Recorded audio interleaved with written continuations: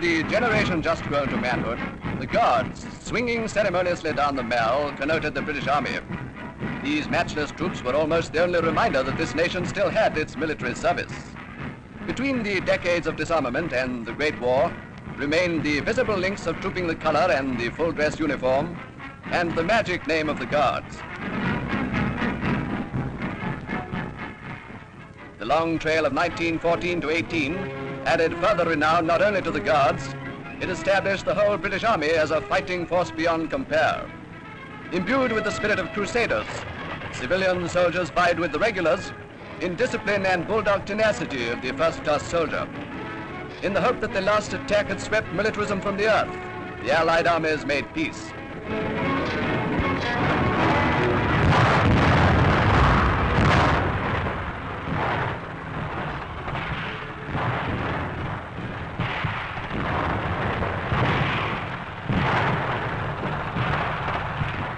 London acclaimed as heroes the men who came back from the war to end war.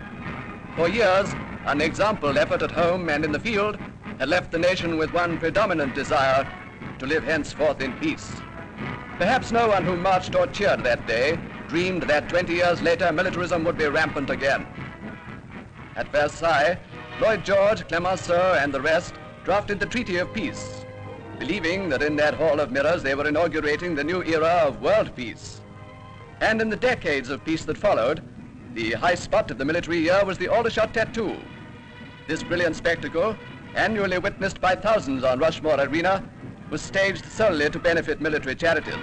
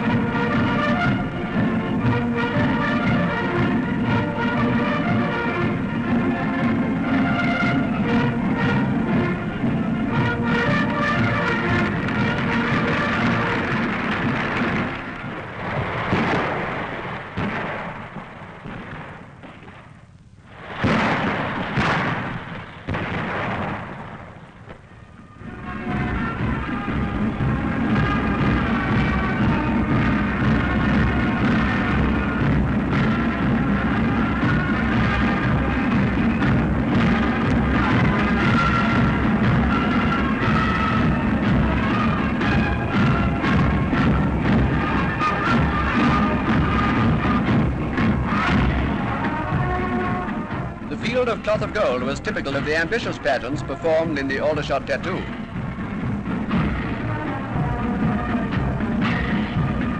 Often when Britain has dwelt admiringly on her illustrious past, she has renewed her glory. While Shakespeare lauded the kings whose deeds were history, Drake and his followers swept the Armada from the seas. So in this age came an awakening. The lion was rising from his too long sleep. At the Ministry of War, a new spirit was evident.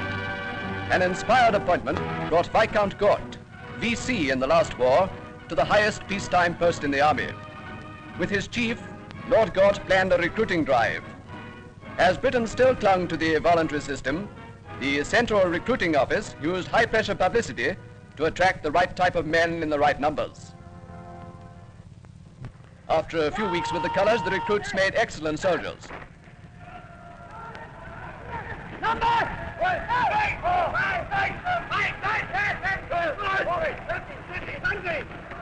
On the command, fall, I want the even numbers to take a pace to the rear with the left foot, and a side pace to the right with the right foot.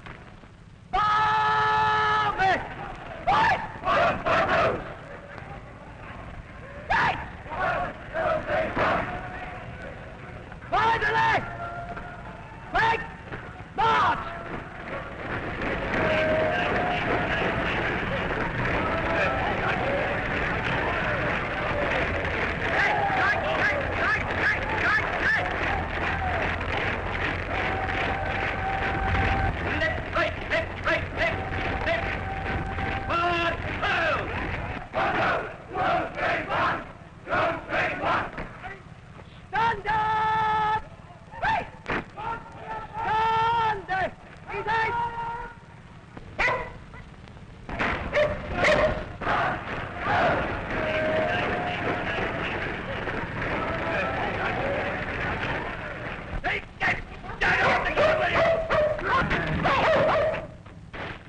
Super examples of intensive training are the Marines. After only 2 months in uniform, these men already move with a precision which 10 years on the square could hardly improve. Such exercises give fighting men that instant, instinctive, unquestioning obedience to orders which makes panic impossible.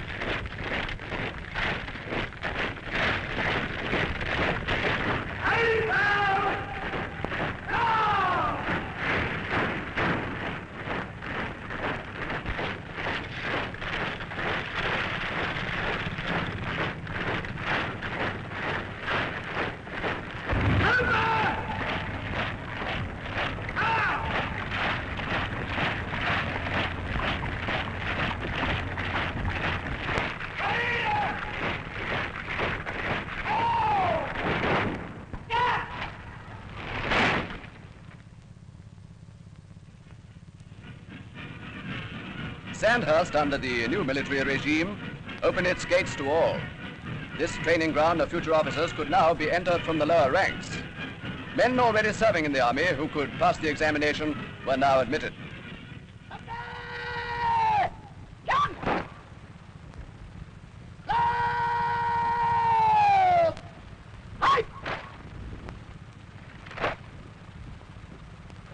Shoulders back.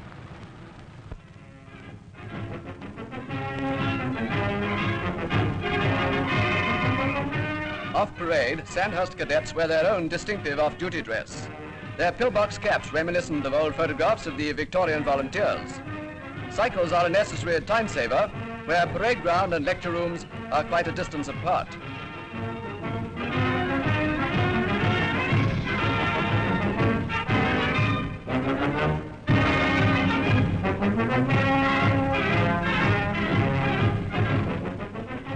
Only 2 regular cavalry regiments, apart from the household troops, had retained their horses until some months before the war. It was left to them to uphold the traditions of the incomparable mounted regiments, once the major part of the army. Not saddle to saddle, but in the safer open formation, they nowadays practice the charge.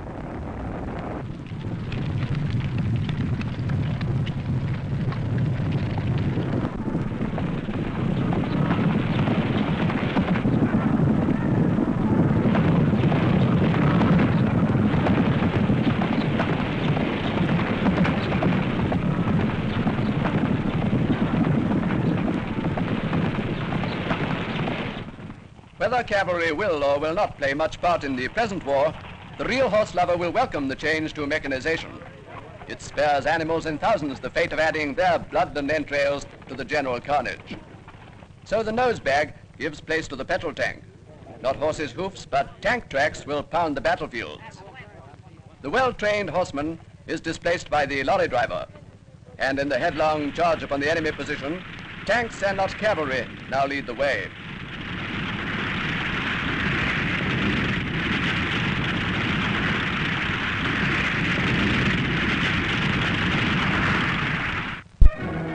Compulsory service, as the war came nearer, drew into the army the first 30,000 militiamen. Despite intensive recruiting, the voluntary system was not enough. Under it, regulars and territorials combined numbered only 500,000, and of that number more than 100,000 were garrisoned abroad. To rescue Britain from the dangerous position of having far and away the smallest army among the powers of Europe, the Military Training Act was passed, only just in time. Content at first to call comparatively few men to the colors, this compulsory scheme switched on the machinery by which a vast army could be rapidly created. General Dill inspected men of the first batch. Compulsory service draws on all classes of the country.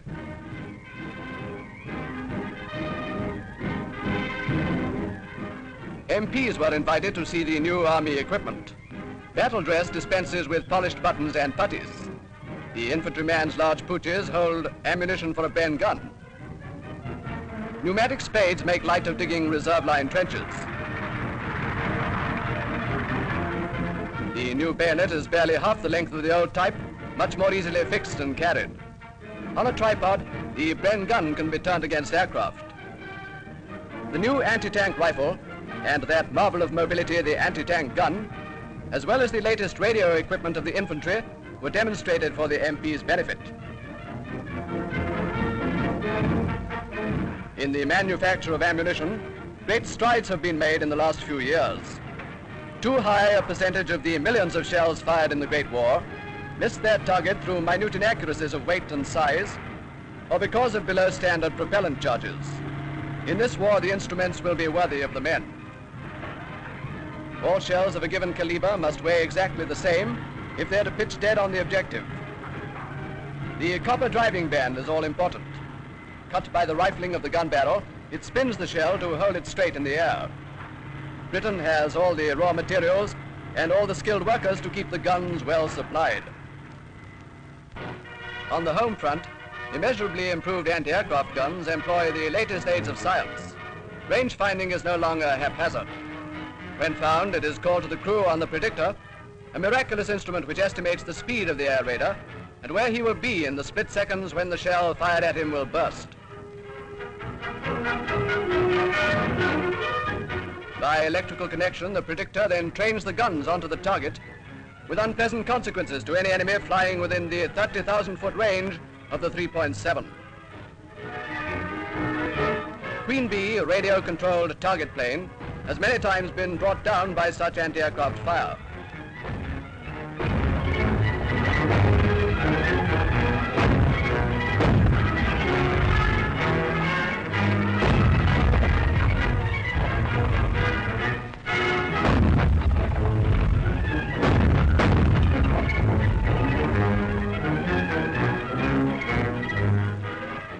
In the days of horse artillery, gunners in open warfare rode into action. Mechanized equipment has robbed these operations of much of their spectacle. A new development of science, television, may minimize their danger.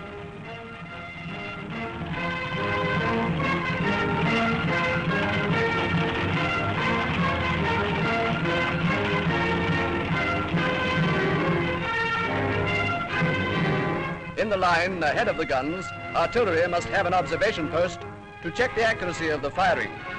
For the officer and his telephonist, this is the most dangerous work in the battery, and alarming numbers of officers are hit.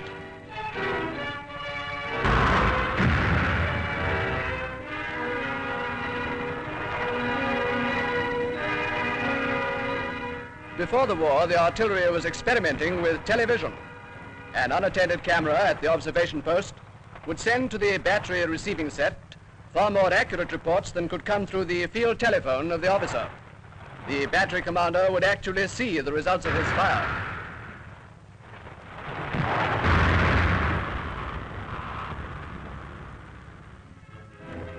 Few people of this generation have any conception of modern battle waged with all the resources that science can now bring to the art of war.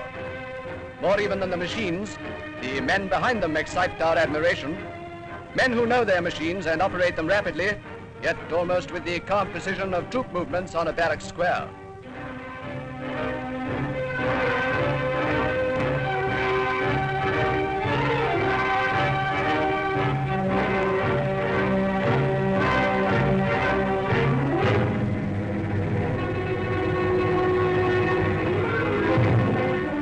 No more striking impression of war has ever been given than was provided by a demonstration in which guns, tanks, and infantry took part. A complete attack was simulated as 0 hour struck.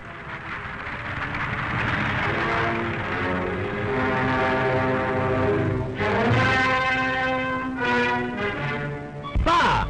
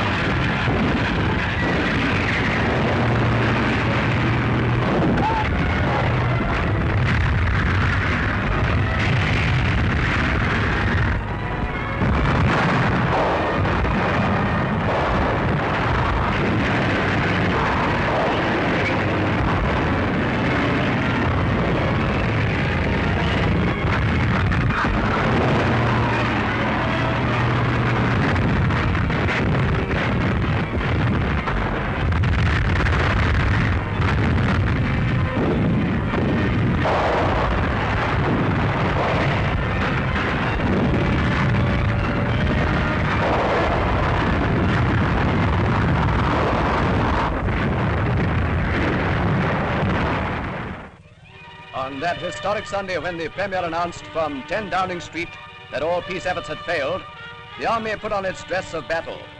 In their homes, the people listened to Mr. Chamberlain's fateful words. This morning, the British ambassador in Berlin handed the German government a final note stating that unless we heard from them by 11 o'clock, that they were prepared at once to withdraw their troops from Poland, a state of war would exist between us. Reservists and territorials were rapidly mobilized. Upon this war, which every compromise and concession had failed to avert, all ranks of the army embarked with quiet determination to win. Completely absent were the jubilation, mob hysteria, jingoism of August 1914. All but the youngest soldiers remembered at least something of the last war. When the first drafts were ordered to France, they marched lightheartedly, yet appreciating that no picnic awaited them on the other side. Every man among them knew the cause for which he was going to fight, knew that only by fighting could any tolerable future life be won.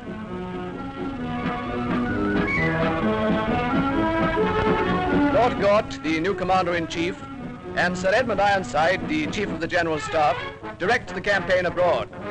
And in the early part of his reign, King George sees his armies cross the Channel.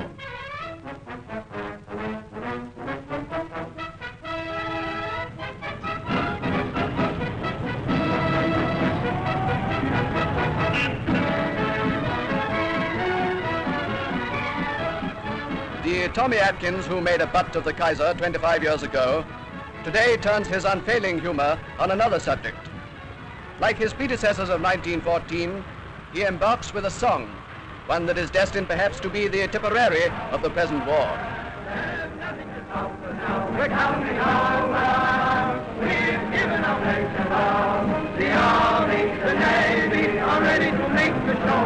And of course, there's the Air Force will hit to help us go. We're coming over. You didn't escape the fight. We are out to show the world that we are right. Remember to tell us that Britain will never be safe. We're coming over. There's nothing to stop us now. So, for the second time within one generation, Britain sends the flower of her youth to fight aggression. No great power on earth is normally less warlike than the British. But when honor is violated and freedom jeopardized, then does Great Britain let loose the dogs of war, imitate the action of the tiger, stiffen the sinews, summon up the blood. As these men embark, we who are left behind resolve to leave nothing undone to aid them in the coming fight. Please God, the day will be not far distant when they will return victorious in the just crusade for right.